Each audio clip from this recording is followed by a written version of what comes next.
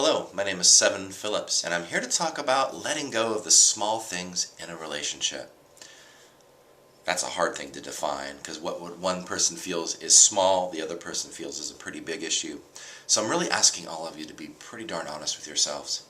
You might notice in most of my videos, it is a lot about examining about what you want. What are your essential needs? To be safe, to have trust, to have respect, and essential needs are important, and I don't want you to let those go. I want you to know what they are. I want you to communicate those in a good way to your partner, and I want to know if you know how to figure out how to take care of yourself in those situations. But there's a lot of stuff that I feel gets pulled into that category that may actually not belong there. So having you examine what those things are is all about you having a better life and having more ease in your life. One of the most underrated areas in a relationship, I think, is ease. You know, we talk about passion and love and all these things. Having ease in a long-term relationship is very valuable. And I think a lot of times it's achievable if we both work really hard at it. Now, one of the things I think that happens is when you ask somebody to change and they don't, especially if you've asked a bunch of times, you usually end up resenting them for it. It sometimes turns into something else, the meaning that you have behind it. If you love me, you would have done it. I don't feel respected by you. I've asked you time and time again and you haven't changed. You're not respecting me. Now, I want you to examine the possibility that it actually might not be true. It might not be about love or respect.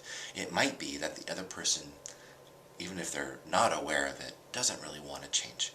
Or maybe they've changed and moved in a direction as much as they're willing to do or able to do, but it's just not good enough for you. And somewhere in between there, you have to figure out, where do I let go? Because if you don't, it becomes a crusade. And that crusade ends up hurting you far more than the behavior itself. So really, I want both partners to sit down and have a conversation.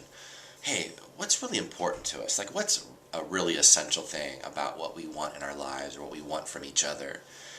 And then write another list of stuff that feels big, maybe, but it's kind of small stuff that, you know, I don't like and it irritates me and I've asked, but you could put it on the non-essential list.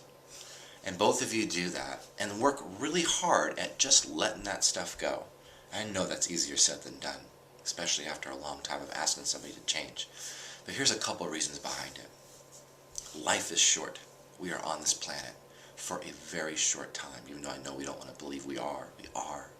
And if you found somebody that you love, every ounce of our time is precious. What do you want to spend your time doing in this life? I've spent time with people in hospice who are dying on their deathbed, and I'm telling you, they weren't complaining about the dishes their partner didn't do. The things that were really important for them, their essential needs and what mattered in their life, had nothing to do with all this stuff that we complain about.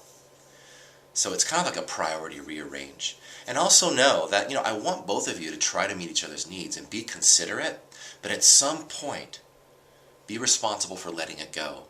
Because truly, you are powerless over whether your partner does anything at all in their lifetime. I know you don't want to think you are, but you are powerless over whether somebody else changes. The only thing you have power over is where you spend your energy and your time.